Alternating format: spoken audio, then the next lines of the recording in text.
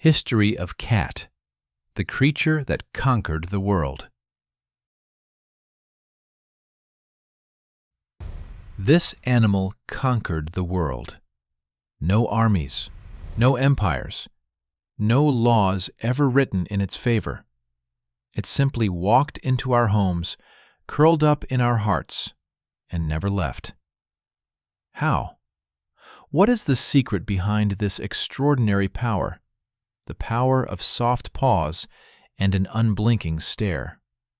This is a journey 12,000 years into the past, tracing the incredible odyssey of the cat. From a wild, cautious predator to a living deity. From the alleged companion of witches to the undisputed star of the internet. This is not merely the story of an animal. It is the story of a relationship. Our relationship. A story of how humans, time and again, tried to understand this creature, and how that creature, it seems, always understood us just a little bit better. Mark Twain once said, "When a man loves cats, I am his friend and comrade," without further introduction.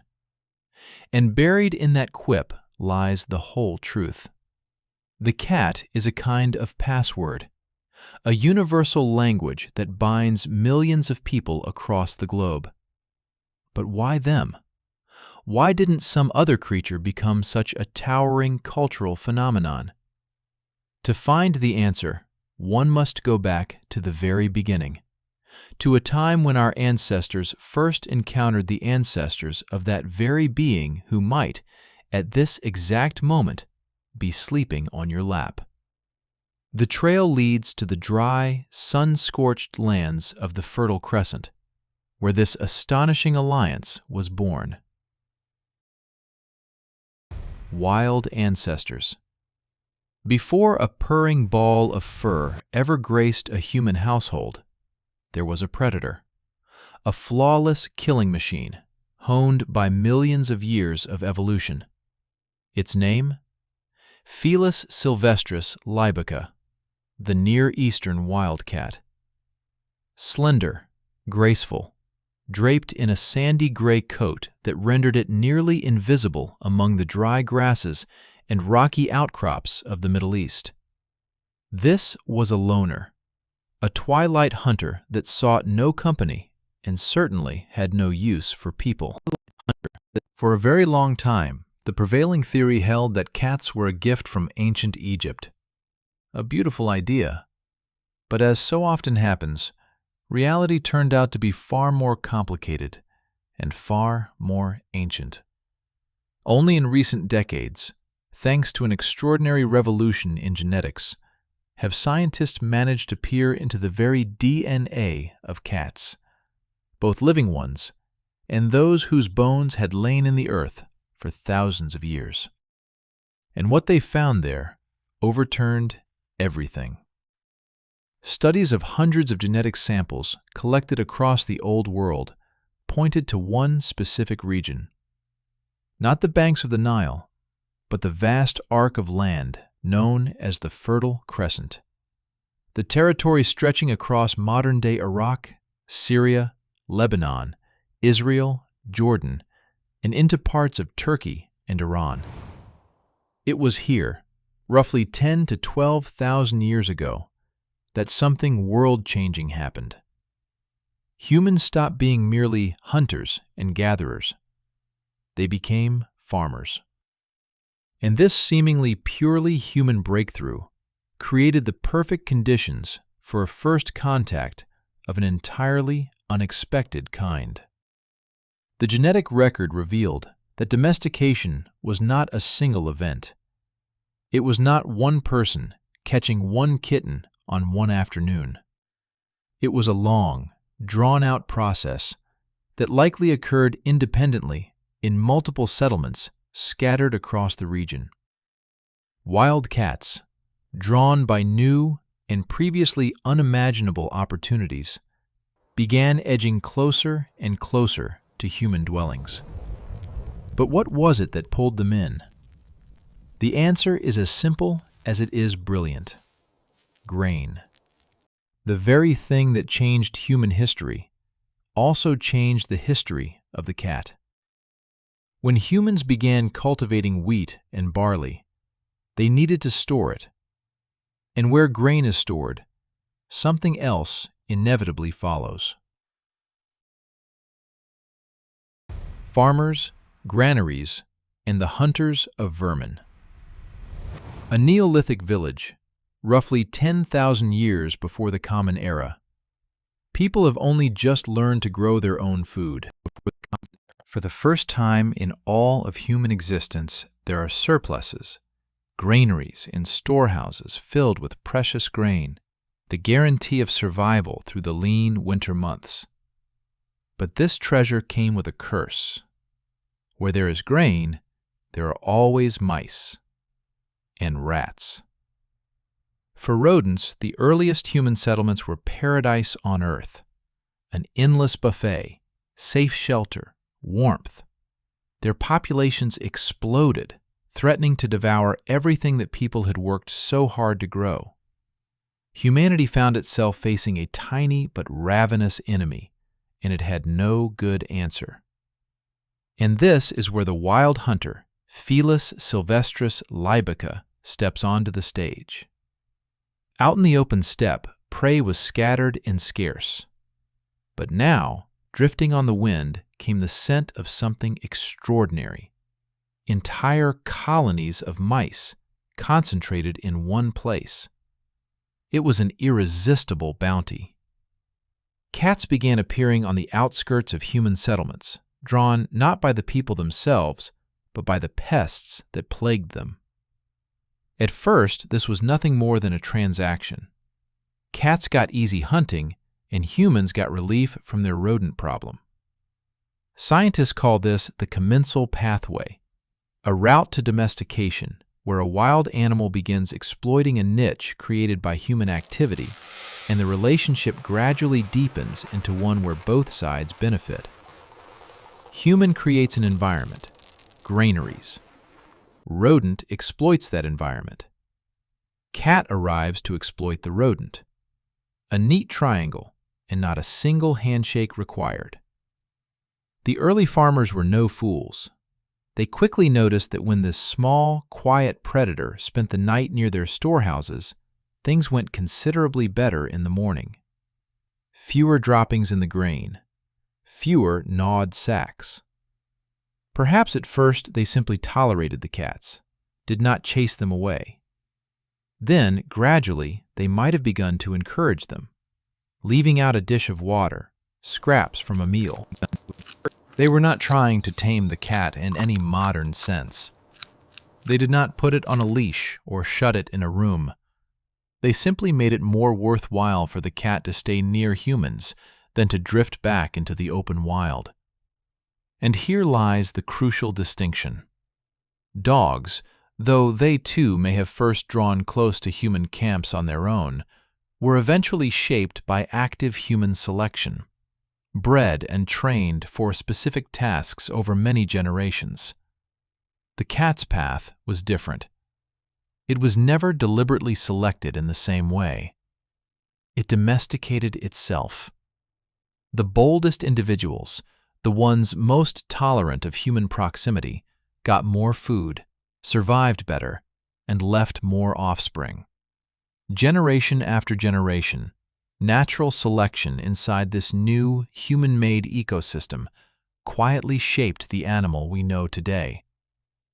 No one forced this partnership. Both parties entered it freely, and both profited. But how long did things remain purely transactional? At what point did the practical ally become something more? A friend, a companion, a being whose death would be mourned.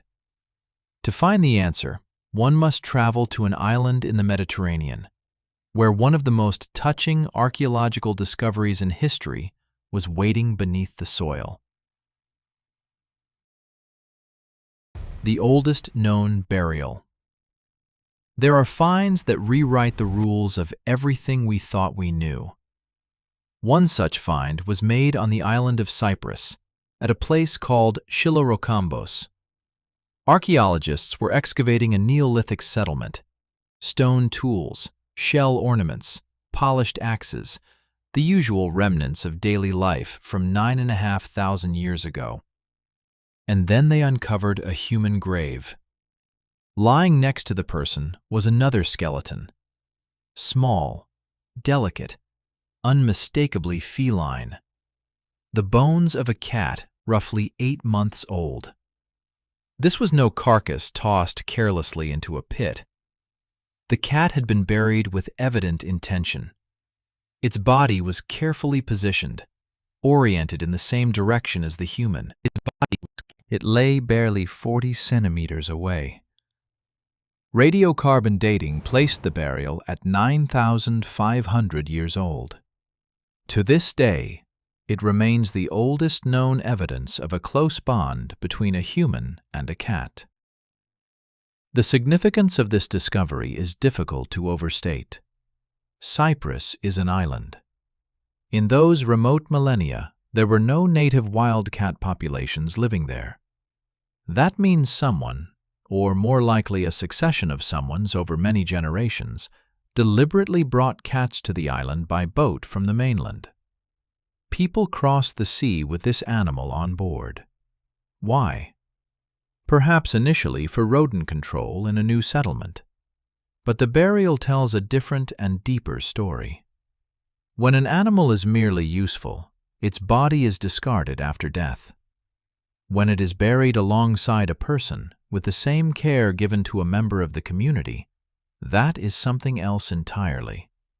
That is a declaration, a statement that this creature was not just practical, it was emotionally significant.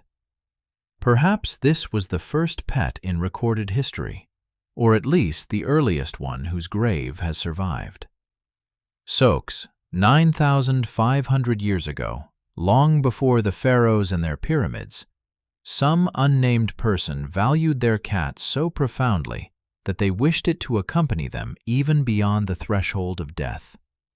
This silent tomb on Cyprus speaks more eloquently than any written text could about how swiftly a partnership of convenience grew into genuine attachment, into something resembling love.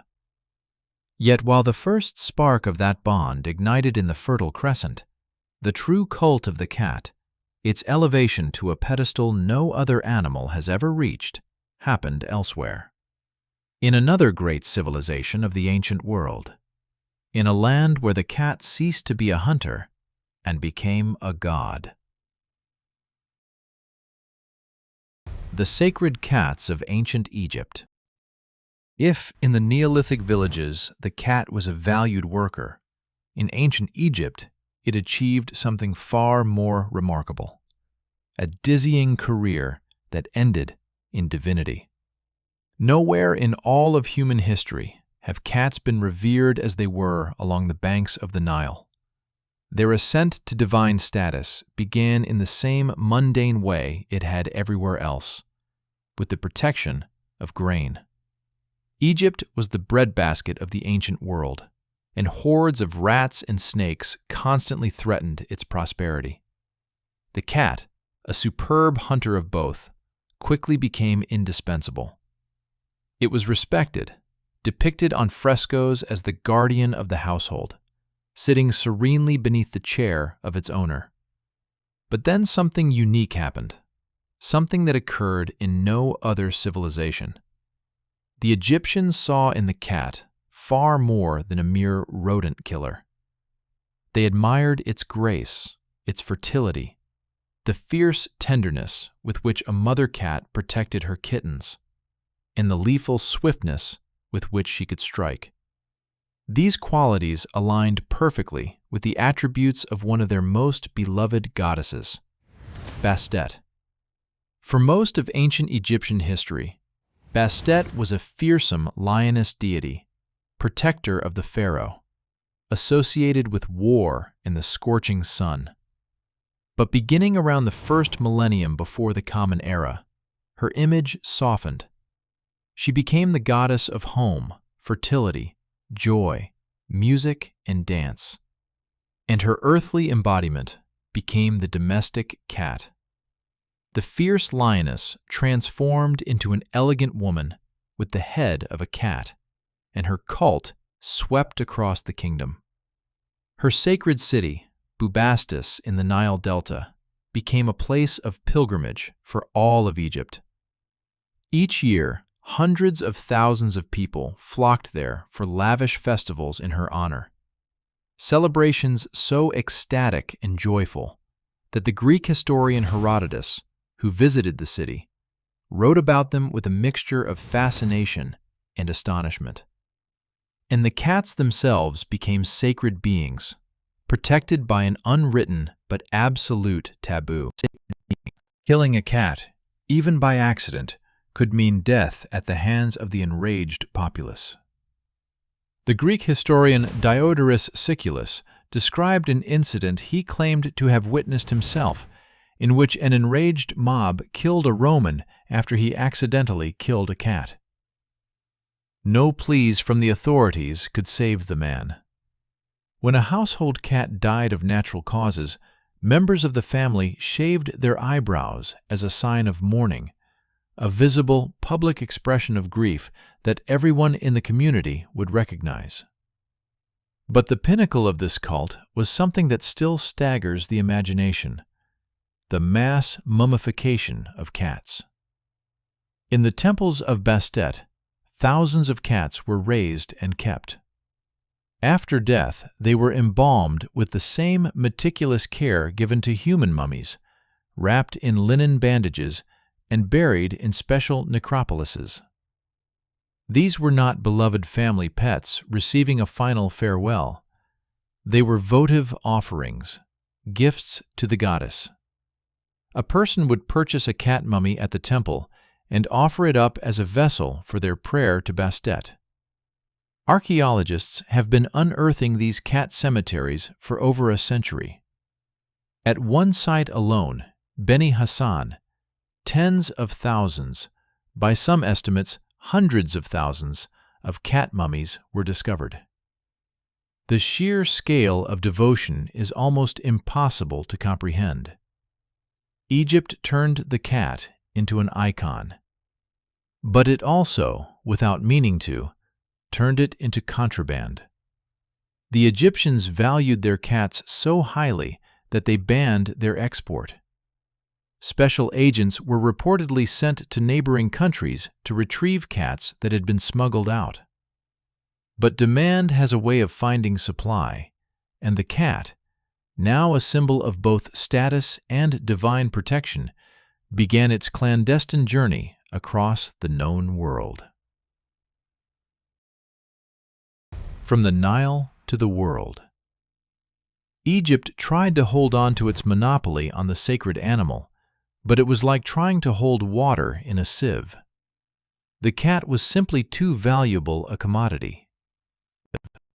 And not only as an exotic pet, it was an indispensable crew member on any ship that put to sea. Beginning roughly in the first millennium before the Common Era, the trade routes of the Mediterranean became highways for cat dispersal. Phoenician merchants, the most daring seafarers of the ancient world, were likely the first to smuggle cats out of Egypt.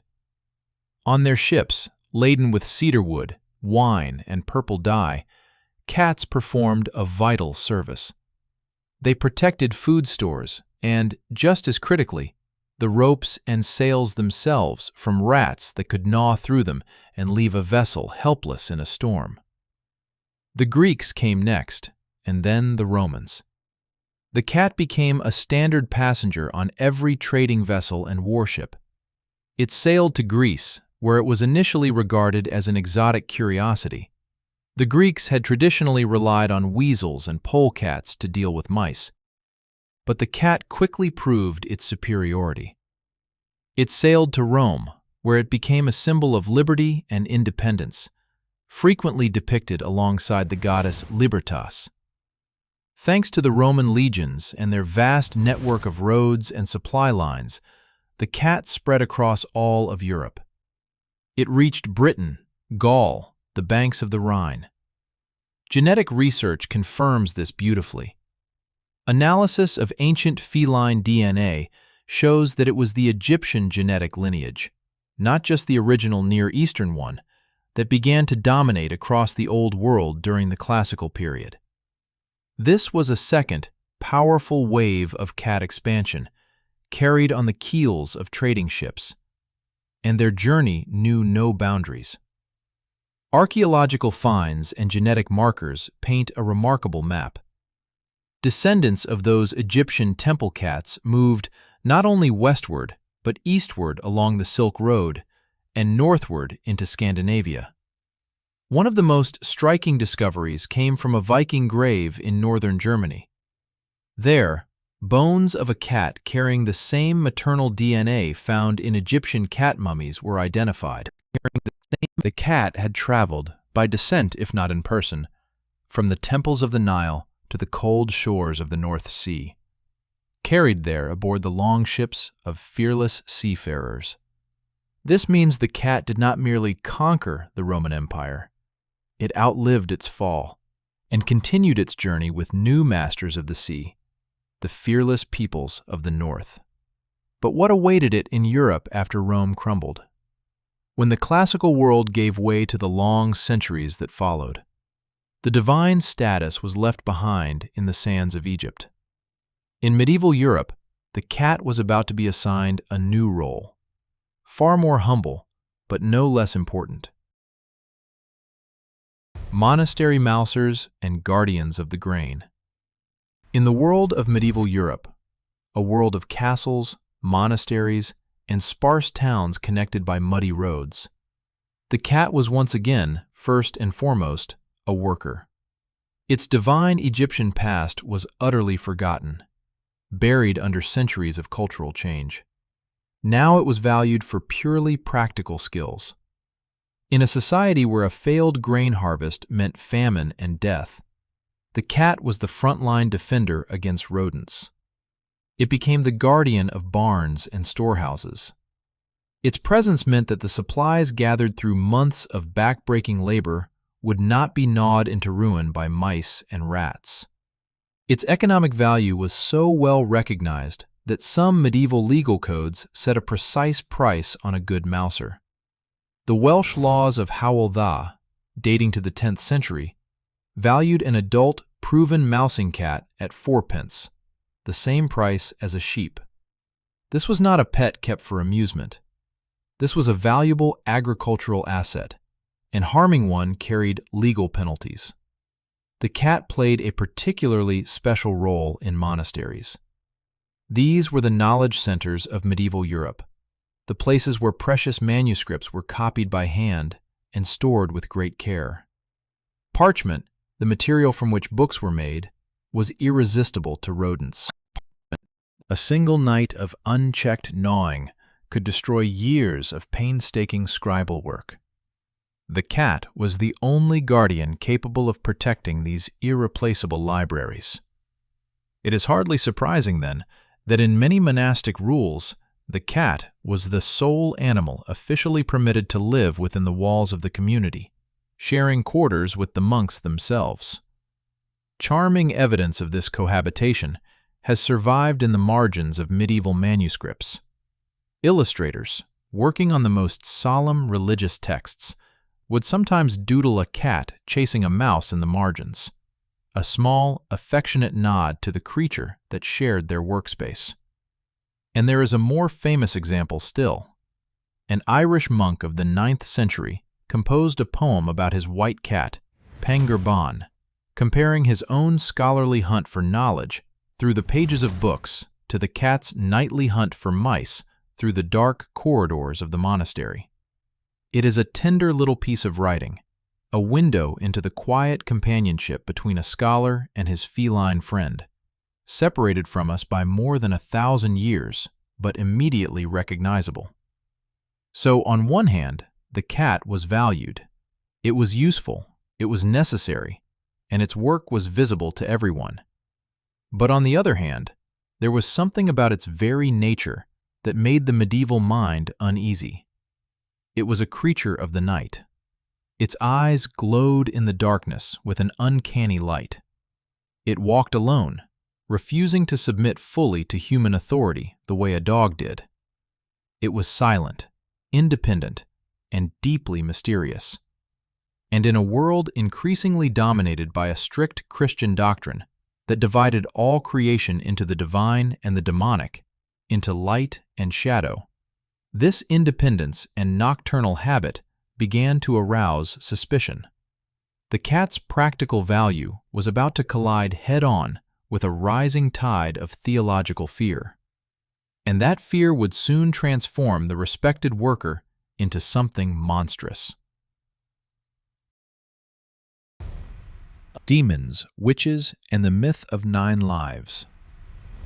Beginning roughly in the 13th century and reaching a terrible crescendo in the 15th and 16th, Europe plunged into one of the darkest chapters in the long history of the human-cat relationship, the age of the witch hunts.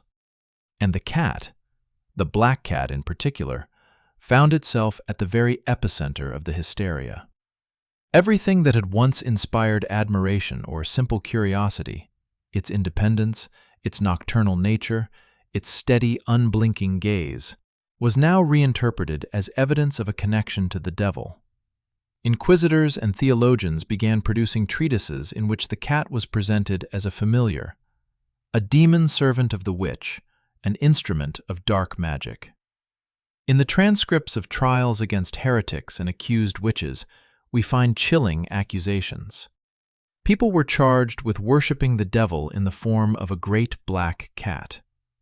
Witches, it was claimed, could transform themselves into cats to carry out their sinister business unseen under cover of night.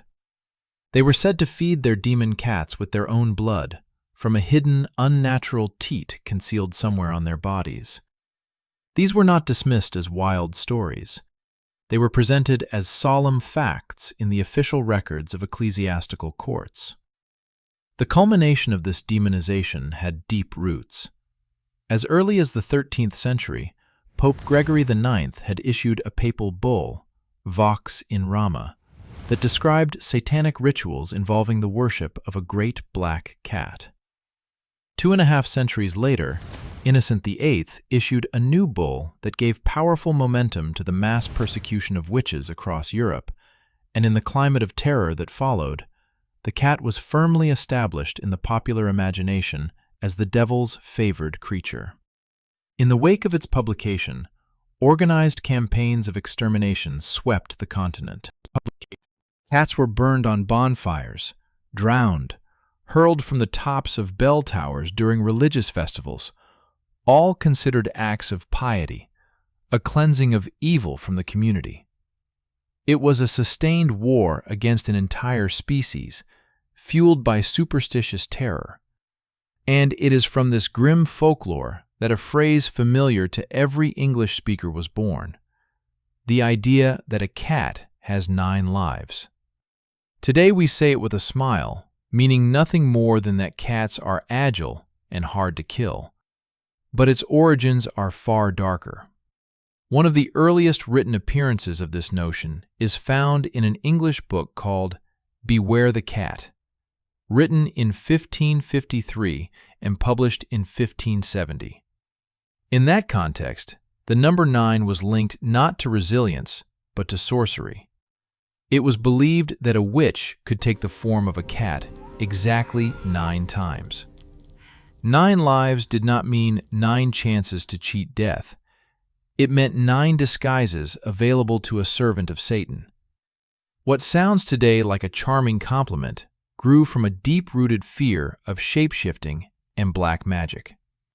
And yet, even as this moral panic raged on land, a completely different story was unfolding at sea. There, far from the reach of inquisitors and frightened mobs, the cat remained not a demon, but a savior. Ship's cats. While cats were being burned on the town squares of Europe, out on the open ocean they were treated as near-sacred members of the crew. The history of the ship's cat is a story of survival, pragmatism, and a peculiar kind of loyalty that transcended superstition. From the earliest days of long-distance seafaring through the age of exploration and well beyond, no self-respecting captain would set sail on a long voyage without at least one cat aboard, preferably several. The reasons were brutally practical. A ship, especially a wooden sailing vessel, was a perfect environment for rats and mice.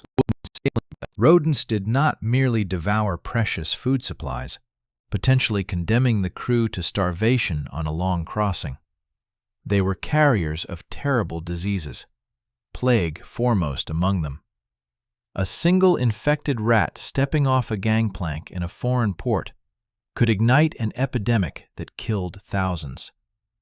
The cat on board was the first and most effective line of defense. But there was another danger, less dramatic, yet no less lethal. Rats gnawed everything. They gnawed the rigging, the ropes and cables on which the ship's sails depended. A line chewed through during a storm could mean the loss of a mast or worse. They gnawed the wooden hull itself, weakening it slowly, invisibly, until the damage became catastrophic. A cat, by hunting rats, was quite literally saving the ship from destruction, one kill at a time. Beyond these life or death functions, the ship's cat fulfilled a role that is harder to quantify, but no less real. During long, grueling voyages, weeks and months away from home, from wives, from children, in a harsh, all-male environment where discipline was enforced with the lash, a cat was a small island of comfort. It brought a feeling of home into the cramped, dark quarters below deck. It was a companion that did not judge, did not give orders, and did not threaten punishment. Sailors, a famously superstitious breed, believed firmly that a cat on board brought good fortune, and that harming one invited disaster. The Vikings, setting out on their voyages to Greenland and the distant shores of North America, took cats with them. Cats almost certainly sailed on the ships of Columbus and Magellan, and we know for a fact that James Cook took 3 aboard his endeavor. They were present at every great discovery and every naval engagement. Stories survive of cats that lived through shipwrecks, that were adopted by the crews of enemy vessels, that were awarded unofficial commendations for bravery and long service. And this tradition has never entirely died. Even on some modern naval and merchant vessels, the position of ship's cat, unofficial, unsalaried, but deeply respected, continues to exist. A mascot, a morale officer, and a living link to thousands of years of maritime tradition. So for centuries, the cat led a double life. On land, its reputation swung violently between useful worker and agent of evil. At sea, it was always the irreplaceable hero, the good luck charm, the beloved crewmate. But gradually, as the modern era dawned, these two worlds, terrestrial and maritime, began to converge. And the cat was about to undergo one final, profound transformation in its relationship with humanity. From the barn to the sofa. How did the cat migrate from the grain store to the drawing room? The transition was slow, spanning centuries, and it was intimately connected to changes in human life itself. The Renaissance began to loosen the grip of medieval superstition, but the real shift came in the 18th and 19th centuries, with the explosive growth of cities and the emergence of a new social class, the urban middle class. In the industrial cities of Britain, France, and the growing American Republic, the old roles of the cat, barn guardian, monastery mouser, were gradually fading into irrelevance. People no longer depended directly on their own stored harvest for winter survival. Life was becoming more comfortable, more secure, more insulated from the raw forces of nature. And for the first time, large numbers of people had the time, the resources, and, most crucially, the emotional need for a companion that did not have to earn its keep through hard labor. The cat fit this new niche with uncanny perfection. It was clean, almost obsessively so. It required little space, ideal for a city apartment. It was self-sufficient and did not demand the constant attention and outdoor exercise that a dog required, which suited the busy urban dweller perfectly. And yet, beneath that air of independence, it was capable of deep affection, offering warmth and comfort at the end of a long working day. Gradually, attitudes shifted. The cat ceased to be merely a mouser and became a pet, a member of the family. It was welcomed indoors, fed from the household table, given a name, sometimes an elaborate one. Artists and writers of the Victorian era depicted it as the very emblem of domestic coziness. A cat asleep by the fireplace, the ultimate image of peace and contentment. But here is the most remarkable thing. Even as it became a pampered household companion, the cat somehow managed to preserve its famous independence. It came to us on its own terms, and it stayed on its own terms.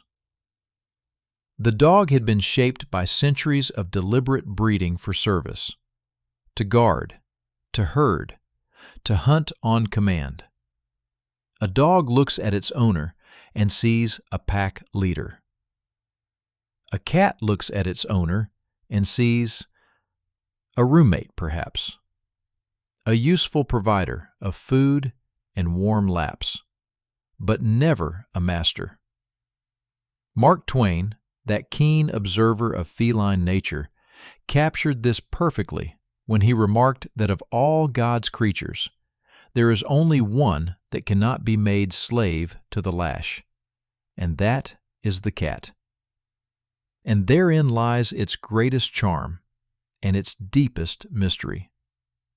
We invited a fragment of the wild into our living rooms, and it never quite became tame. We could not make it obey.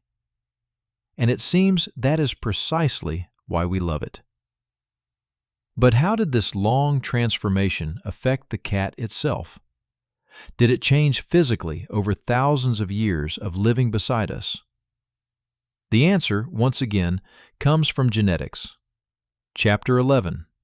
Coats, Breeds, and the Genetics of Domestication. When we look at the dazzling variety of modern cats, from sleek Siamese to massive Maine Coons, from hairless Sphinxes to fluffy Persians, it is tempting to assume that humans must have done an enormous amount of selective breeding over the centuries. But this is an illusion. In genetic terms, the domestic cat has changed astonishingly little compared to its wild ancestor. Ancient DNA analysis tells a fascinating story. Scientists examining the remains of cats from burial sites across the ages, Egypt, the Roman Empire, early medieval Europe, discovered that most cats living alongside humans looked virtually identical. They carried the mackerel tabby pattern, the same arrangement of dark stripes on a lighter background worn by their wild ancestor, Felis sylvestris libica. For thousands of years of cohabitation, the cat's appearance barely changed. And what about the common blotched tabby pattern, the one with bold, swirling whorls rather than neat stripes, so familiar to cat owners today?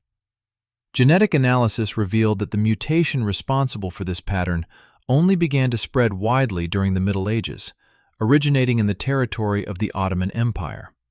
That means for the vast majority of the time that humans and cats have shared a hearth, our feline companions were essentially wild-looking animals. The reason for this is straightforward. For most of human history, nobody cared what a cat looked like. What mattered was whether it could catch mice. Selection pressure operated not on beauty, but on behavior. The cats that survived and reproduced most successfully were those that were the best hunters and the most tolerant of living near people. Deliberate, systematic breeding of cats for specific physical traits, the creation of distinct breeds with documented pedigrees, is an astonishingly recent phenomenon. It began only in the 19th century in England, with the organization of the first cat shows. The entire concept of a cat breed is roughly 150 years old.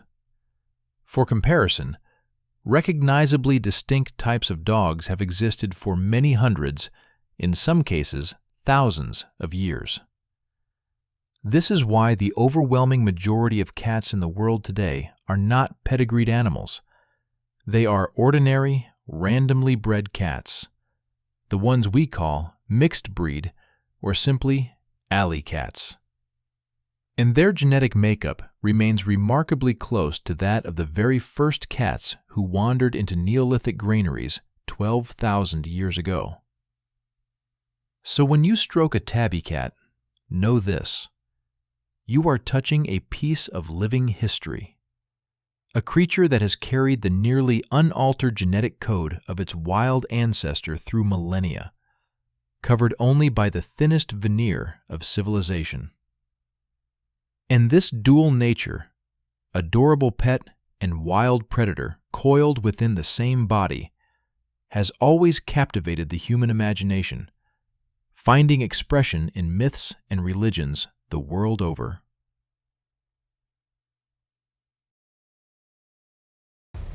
Cats in religion, myth, and folklore. The cat's journey through human history has been a journey of extremes: worshipped or burned, adored or feared. No other domestic animal has provoked such wildly contradictory reactions, and this polarization is reflected perfectly in the folklore and mythology of cultures around the globe. The summit of adoration, as we have seen, was Egypt, where the cat was not merely a symbol, but the living incarnation of the goddess Bastet. It was sacred, untouchable, surrounded by honor and care. But cross the Mediterranean, move forward a few centuries, and the picture inverts entirely. In medieval Europe, the cat became the antagonist, demonized, turned into the companion of the devil. The folk beliefs of that era painted horrific scenes. Witches' cats were said to drink human blood or steal the breath from sleeping infants. A concept emerged of the so-called witch's mark, a hidden, unnatural teat on the body of the accused, supposedly used to suckle the evil cat familiar. These were not campfire tales told to frighten children. They were presented as evidence in courts of law that condemned people to death. And yet, even during the darkest times, gentler beliefs about cats existed side by side with the demonic ones. In many cultures, the cat was considered a guardian of the home. It was believed to sense invisible forces, to see ghosts, and to protect the household from misfortune and evil spirits. In Russian peasant tradition, a cat was always the first creature to be let into a newly built house, so that it could negotiate with the house spirit and cleanse the space of any lingering negativity. In Japan, the cat is a symbol of good fortune. The famous maneki-neko figurine, the cat with one paw raised in a beckoning gesture, still stands at the entrance of countless shops and restaurants, inviting luck and customers alike. Its origin stories vary, but they all revolve around the same core idea: a cat that brought prosperity and protection.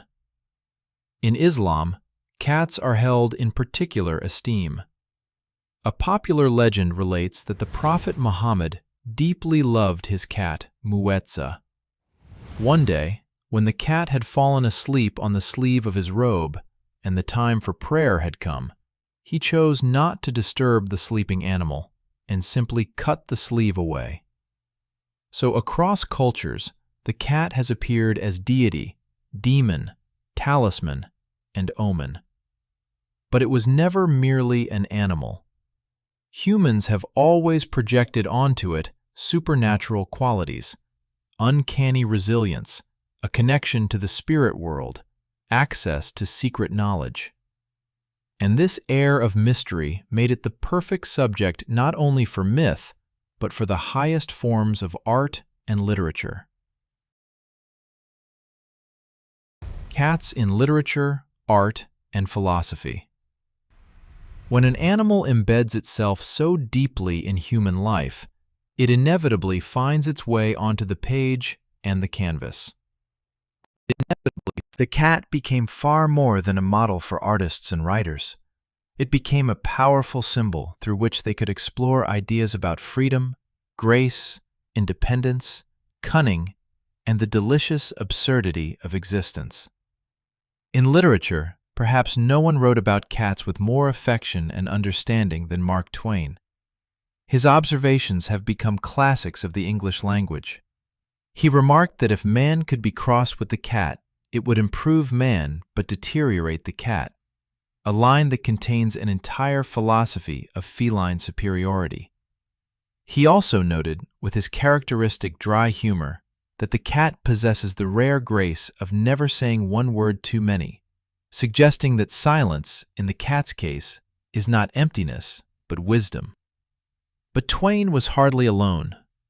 Cats prowl through the work of Charles Baudelaire, where they embody mysterious beauty and sensuous indifference. In Rudyard Kipling's famous tale of the cat that walked by himself, the cat is the embodiment of indomitable independence, the one creature that refuses to bargain away its freedom, even when all the other animals have been tamed. In Mikhail Bulgakov's novel The Master and Margarita, the enormous cat Behemoth is not merely an animal, but a sardonic, shape-shifting trickster, a demon with a taste for chess, vodka, and mocking human pretension. In the visual arts, the cat's journey has been equally vivid. Ancient Egyptian frescoes show it as regal and composed.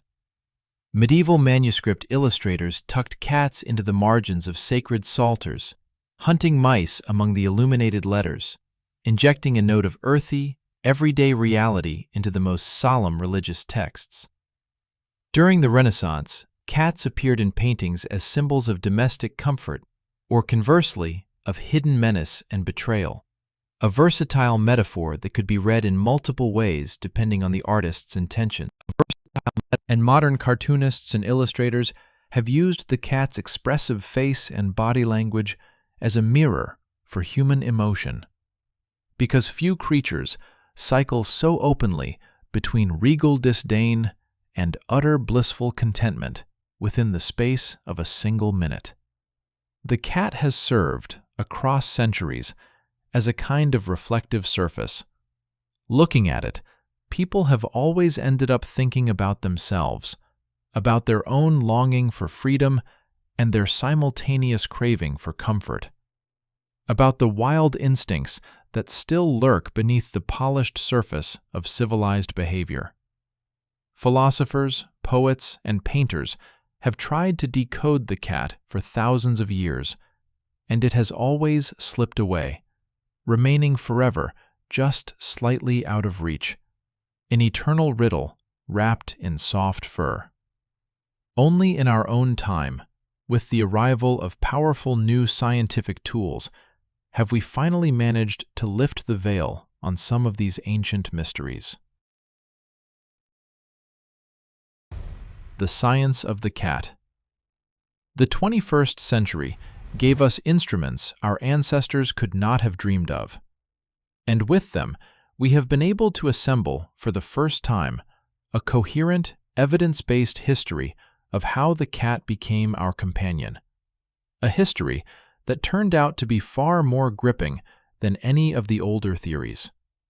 The pivotal discipline has been paleogenetics, the science of extracting and analyzing ancient DNA from bones that have lain underground for thousands of years. It is thanks to this field that we now know with confidence that the story began not in Egypt, but in the Fertile Crescent, 10 to 12,000 years ago. But the genetic data revealed something even more interesting, something that earlier researchers had never suspected. There were, in effect, two great waves of feline globalization.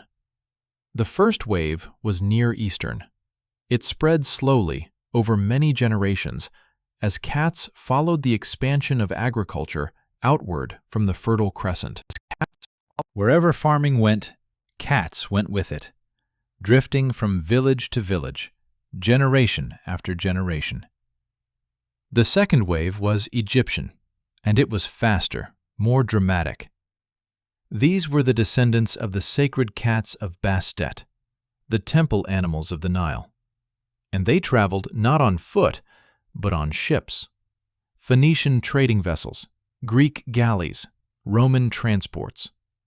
They swept across the Mediterranean and the coasts of Europe in a matter of centuries, a speed unimaginable for the slow overland dispersal of the first wave. These two populations eventually met, mingled, and from their mixing, the modern domestic cat was born. This new picture, assembled from thousands of genetic puzzles, completely demolished the old, oversimplified story that the cat was domesticated once, in one place, Pharaonic Egypt. The truth was far richer. A long, multi-stage process involving free partnership with the first farmers, religious veneration along the Nile, and practical employment on trade routes spanning the known world. Modern science is not only illuminating the past, but also revealing the complexity of the cat's present. Behavioral and cognitive studies have shown that cats are far more socially and intellectually sophisticated than their reputation for aloofness would suggest. Research has demonstrated that cats can recognize the voices of their owners and distinguish them from the voices of strangers. They communicate with humans using dozens of distinct vocalizations. Some researchers count up to 100 variations, many of which they do not use with other cats, meaning they have, in a sense, developed a language specifically for talking to us. Their purring has been shown to vibrate at frequencies that may promote tissue healing and reduce stress, which may explain why holding a purring cat feels so profoundly calming. Each new discovery only underscores what a singular creature the cat truly is.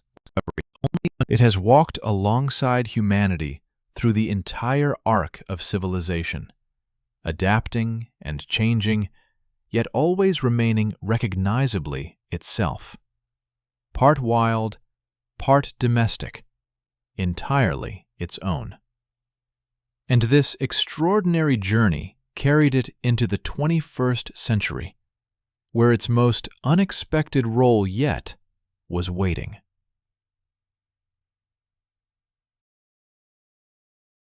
From the street to the screen. And here we are. In a world where the phone in a person's pocket holds more computing power than the machines that sent astronauts to the moon. A world where information travels at the speed of light, where a video filmed in Tokyo can be watched in Toronto 3 seconds later. And who became the undisputed sovereign of this new world? The reigning monarch of the Internet. The cat. The path from Neolithic granaries and Egyptian temples to the glowing screens of our smartphones is now complete. And in a strange way, it makes perfect sense. Everything in the cat's 12,000-year resume, its mystery, its independence, its grace, its unpredictability, and its occasional spectacular clumsiness, made it the ideal protagonist for the digital age. Viral cat content is not simply a collection of funny videos, though it is certainly that. Look closer, and you can see in it the echoes of every myth and every stereotype that has followed the cat through the millennia. When we watch a meme of a cat sitting inside a cardboard box with an expression of supreme indifference, we are seeing a faint reflection of the divine status once granted by Egypt. When we laugh at a video of a cat deliberately pushing a glass off a table while staring its owner straight in the eye, we are witnessing that same defiant independence that once caused medieval theologians to call it a servant of the devil. When we marvel at a cat's impossible acrobatic save after a failed jump, we are invoking, without knowing it, the ancient myth of 9 lives. The internet gave the cat something it never had before: a truly global stage. It no longer needs to be a goddess or a demon to reach millions. It has become a universal language of emotion. Joy, surprise, outrage, serenity, absurdity, all of these are expressed in cat memes and videos, and all of them are understood instantly by people in every corner of the planet, regardless of their culture, their language, or their beliefs. And so, the circle closes. A 12,000-year odyssey, from a wild predator that approached a human campfire out of pure self-interest, to a digital avatar that connects us across the invisible threads of a global network. The cat never fully became ours. It still walks by itself, still decides when to come and when to go, still meets our gaze with that calm, unreadable expression that has fascinated and frustrated humanity since the Stone Age. But it became, undeniably and irreversibly, part of our story, part of our culture, our art, our mythology, our daily lives. It is woven into the very fabric of civilization, and pulling it out would leave a hole no other creature could fill. Looking at this remarkable animal, one cannot help but think that Mark Twain, as usual, had it right. If you could cross a human with a cat, it might well improve the human, but it would almost certainly ruin the cat.